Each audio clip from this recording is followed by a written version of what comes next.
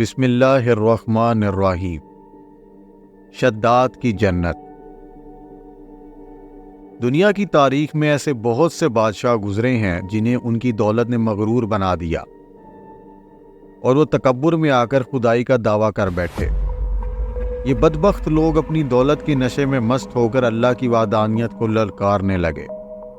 اس کے باوجود اللہ تعالیٰ نے ان کی طرف بے شمار انبیاء کرام کو مابعوث فرمایا اور ان کو ہدایت کی طرف بلایا، لیکن یہ سرکش لوگ اپنی انا پر اڑے رہے۔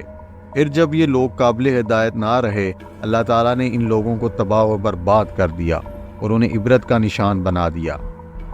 خواتین و حضرات، خدائی کا دعویٰ کرنے والے بدبختوں میں سے ایک بدبخت شداد بھی تھا، جس نے اللہ تعالیٰ کی وحدانیت کو للکارا اور سرکش اور نافرمان ہو گیا۔ ناظرین، شداد کون تھا اور کس طرح اس نے اللہ تعالیٰ کی نافرمانی کی اور خدائی کا دعویٰ کیا، اور کس طرح سے اس نے دنیا میں اپنی جنت تیار کی؟ یہ جنت کتنے سالوں میں تیار ہوئی؟ پھر اللہ تعالیٰ نے اس بدبخت کو عبرت کا نشان بنایا اور کس طرح مالک الموت نے دردناک طریقے سے اس کی روح قبض کی؟ خواتین و حضرات، ان تمام سوالات کے جوابات آپ کو قرآن و حدیث کی روشنی میں اس ویڈیو میں ملیں گے۔ ناظرین، شداد اس کا تعلق دنیا کی طاقتور ترین قوم سے تھا جس کو قوم عاد کہا جاتا ہے۔ اس قوم کے بارے میں اللہ تعالیٰ نے فرمایا کہ ان جیسی قوم نہ اللہ نے اس سے پہلے پیدا کی اور نہ ہی ان کے بعد کسی قوم کو پیدا کیا۔ یہ قوم عاد احقاف کے اندر آباد تھی۔ احقاف ایسی جگہ تھی جہاں ریت کے بہت ہی بلند و بالا ٹیلے تھے، اور احقاف کا یہ علاقہ یمن اور عمان کے درمیان بکھرا ہوا تھا۔ اس علاقے کے اندر قوم عاد 8,500 سال پہلے آباد تھی۔ اس قوم پر اللہ تعالیٰ کا یہ خاص کرم تھا کہ اللہ تعالیٰ نے اس قوم کو دنیا کی سب سے طاقتور قوم بنایا تھا۔ اس کے ساتھ ساتھ اللہ تعالیٰ نے اس قوم کو سرسبز و شاداب باغات اور فراوانی نعمت سے نوازا تھا۔ اس قوم کے پاس بے شمار جانور تھے اور پینے کے لیے میٹھا پانی تھا۔ اس کے علاوہ بھی اللہ تعالیٰ نے اس قوم کو بے شمار نعمتوں سے نوازا تھا۔ معزز خواتین و حضرات، اس قدر مال و دولت اور نعمتوں کی فراوانی کی وجہ سے یہ قوم بھٹک گئی اور اللہ تعالیٰ کی نافرمان قوم ہو گئی اور یہ باغی ہو گئے۔ ان کی ہدایت کے لیے اللہ تعالیٰ نے حضرت ہود علیہ السلام کو ان کی طرف بھیجا، اور حضرت ہود علیہ السلام اس قوم میں تبلیغ کرنے لگے اور اللہ تعالیٰ کی وحدانیت بیان کرنے لگے، لیکن یہ قوم اپنے کفر و شرک سے باز نہ آئی اور حضرت ہود علیہ السلام کا مذاق اڑانے لگے۔ شداد جو کہ اس قوم کی نسل میں سے تھا اور وہ اس قوم کا بادشاہ تھا، اور یہ دو بھائی تھے۔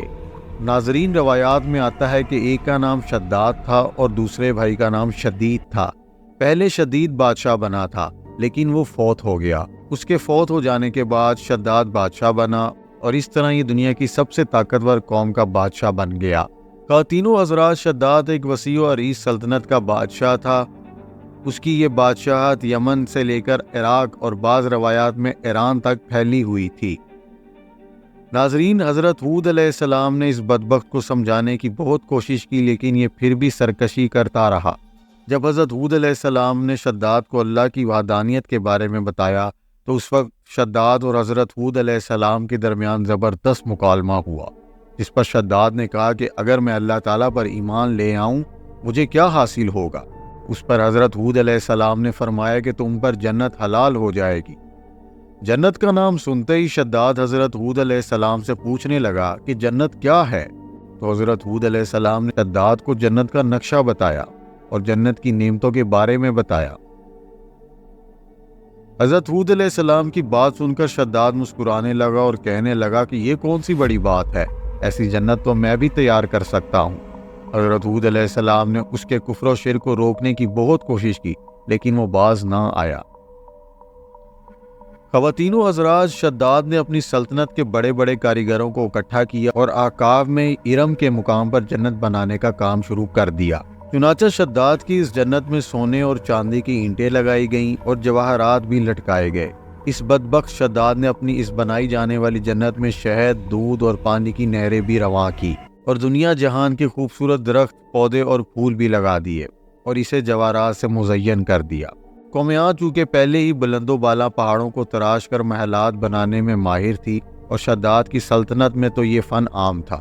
تاہم ریت کے ان بلند و بالا ٹیلوں پر بہت بڑے بڑے ستون کھڑے کر دیے گئے اور بلند ستونوں پر بڑے بڑے سونے اور چاندی کی عمارتیں بنا دی گئیں۔ شداد نے یہ فیصلہ کیا تھا کہ جب تک اس کی بنائی جانے والی جنت تیار نہیں ہوگی وہ اس میں قدم نہیں رکھے گا۔ چنانچہ شداد کے حکم پر جنت تیار ہونے لگی اور یہ اپنے محل میں رہ کر جنت تیار ہونے کا انتظار کرنے لگا۔ شداد کی اس جنت کو تیار ہونے میں 12 سال لگے۔ جب یہ جنت تیار ہوئی تو شداد کو اس کی اطلاع کی گئی۔ خواتین و حضرات، جب شداد نے جنت تیار ہونے کا پیغام سنا تو وہ بہت خوش ہوا۔ چنانچہ شداد اپنی فوج کے ساتھ جنت کی طرف نکل پڑا۔ اب یہ جنت کے دروازے پر پہنچا ہی تھا کہ اس نے اپنے سامنے ایک شخص کو کھڑا دیکھا۔ شداد اس شخص کو دیکھتے ہی پہچان گیا اور اسے دیکھ کر کہنے لگا کہ یہ شخص مجھے جنت میں داخل نہیں ہونے دے گا۔ تو اس وقت شداد سے پوچھا گیا کہ یہ شخص کون ہے اور جنت میں داخل کیوں نہیں ہونے دے گا؟ تو اس وقت شداد نے کہا کہ یہ مالک الموت ہیں جو میری روح قبض کرنے آئے ہیں اور یہ مجھے جنت میں داخل نہیں ہونے دیں گے۔ تو اس وقت شداد بدبخت مالک الموت سے یہ کہنے لگا کہ مجھے صرف اپنی جنت میں قدم رکھنے کی مہلت دے دی جائے، لیکن موت کا وقت مقرر ہے۔ چنانچہ مالک الموت نے کہا اللہ تعالیٰ کی طرف سے حکم ہے کہ میں تجھے جنت میں قدم نہ رکھنے دوں۔ شداد مالک الموت کے سامنے بہت رویا اور گڑ گڑایا۔ اللہ تعالیٰ کے حکم کو مانتے ہوئے شداد کی روح قبض کر لی۔ اس کے بعد حضرت جبرائیل علیہ السلام نے زوردار چیخ ماری اور شداد کی جنت زمین کے اندر دھنس گئی اور غائب ہو گئی۔ اس بدبخت شداد کی موت سب کے لیے قیامت تک عبرت رہے گی۔ خواتین و حضرات، حضرت ہود علیہ السلام نے اس بدبخت قوم عاد کو اس بدبخت شداد کی عبرتناک موت سے خوب ڈرایا اور اللہ کی طرف بلاتے رہے، مگر یہ قوم اپنے غرور میں ہی رہی، جس پر حضرت ہود علیہ السلام کو حکم ہوا کہ اے ہود اپنے ساتھیوں کو لے کر اس علاقے سے چلے جائیں۔ اللہ تعالیٰ کو حکم پاتے ہی آپ نے اپنی قوم کو آخری بار ہدایت کی، لیکن یہ بدبخت قوم نے آپ کی نہ سنی۔ تو حضرت ہود علیہ السلام اپنے ساتھیوں کو لے کر وہاں سے نکل گئے۔ چنانچہ ان کے جانے کے بعد اللہ تعالیٰ نے اس سرکش قوم پر خوفناک آندیاں مسلط کر دی۔ یہ خوفناک آندیاں اور طوفان 7 راتیں اور 8 دن تک چلتی رہی، یہاں تک کہ یہ لوگ اپنے محلات سمیت زمین کے اندر غرق کر دیے گئے، جس کے بعد اس قوم کا نام و نشان تک نہ رہا، اور اس طرح اس قوم کو قیامت تک نشان عبرت بنا دیا گیا۔ مزید آنے والی ویڈیوز کو دیکھنے کے لیے ہمارے چینل کو سبسکرائب کریں۔ شکریہ۔